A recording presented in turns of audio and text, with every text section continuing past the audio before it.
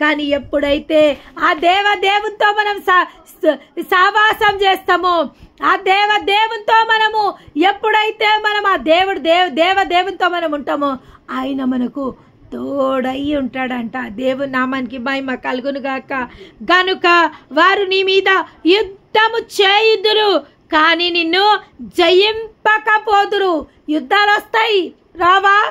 తప్పకుండా వస్తాయి.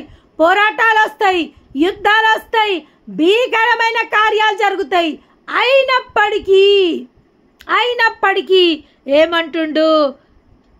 నిన్ను జయింపకపోదునని యెహోవా సెలవిచ్చుచున్న. అవన్నీ వస్తాయి, యుద్ధాలు వస్తాయి, కానీ అవి నిన్ను జయించలేవు, అవి నిన్ను పడగొట్టలేవు.